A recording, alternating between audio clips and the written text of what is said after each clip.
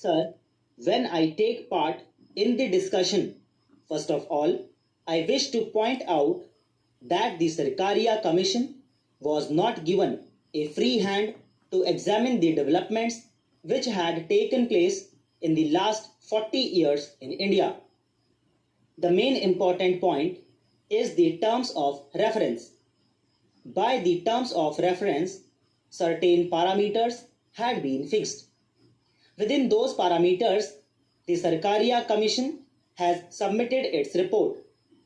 There are more than 200 recommendations. Due to lack of time, it is not possible to deal largely with all these recommendations.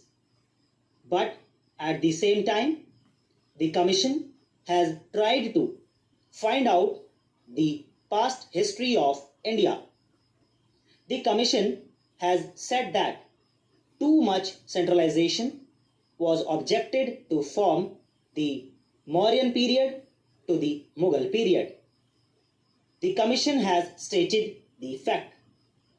Similarly, under the British rule also, centralization was actually objected to by the people, by the states.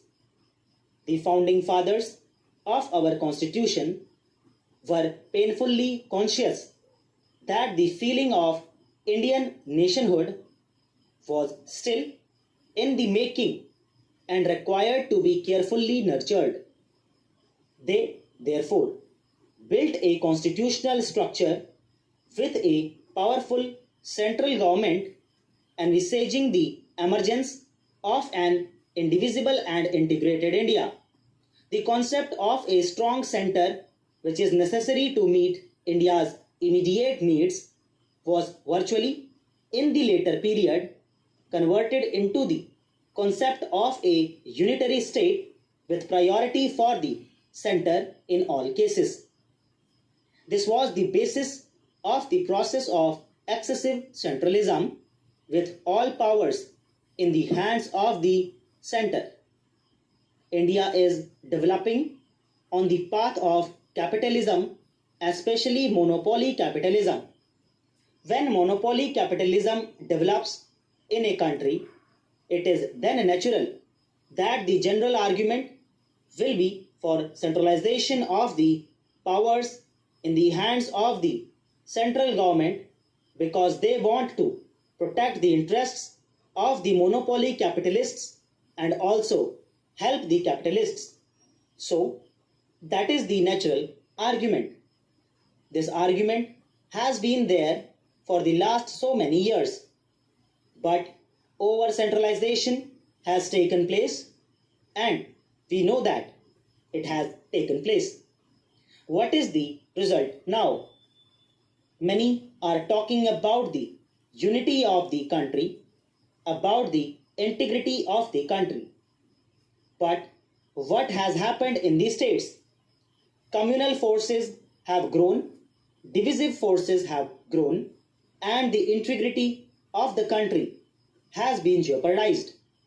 When the powers were vested in the hands of the center, why has the center failed? The Khalistan movement is there, and there are other movements also, secessionist movements. Now, some people are demanding a Jharkhand state, and then there is a demand for an Uttarakhand state. These are all developing.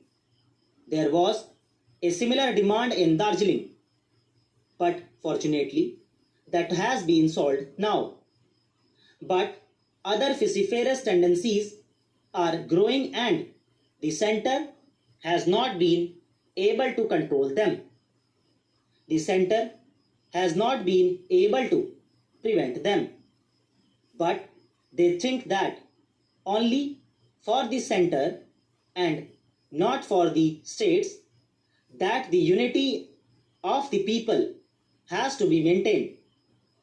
The question of center-state relations in India is not a question concerned only with the implementation of federal principles or with preventing the violation of those principles or suggesting a few constitutional amendments, but it is concerned with the question of maintaining Indian unity, maintaining and consolidating the sense of Indianness or Indian oneness among all the constituents of the Indian Union, with the center as the expression of that unity.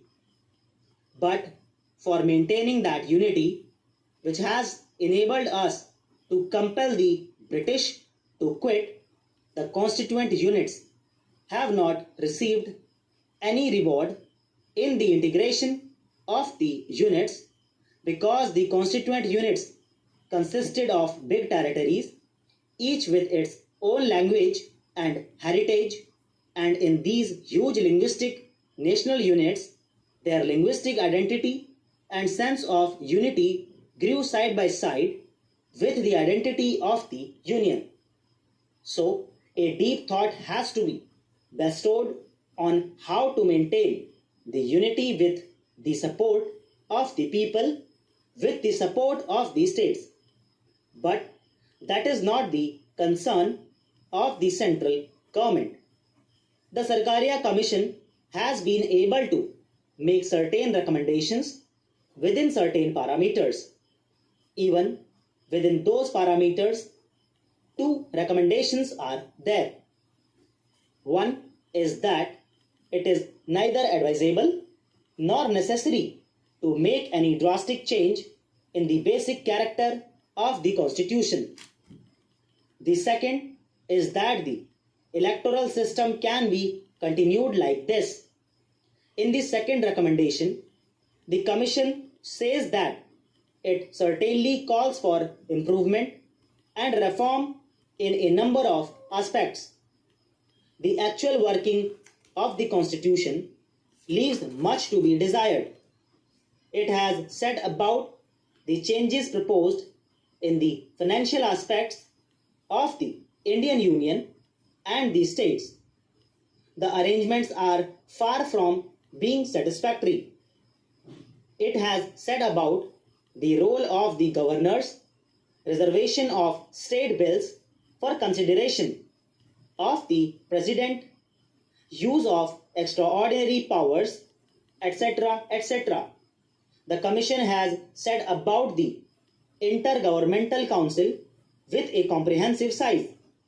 It has said about a National Economic Development Council having a nexus with the Planning Commission, limitation of the centrally sponsored schemes, state finance and planning, etc., etc. दोस्तों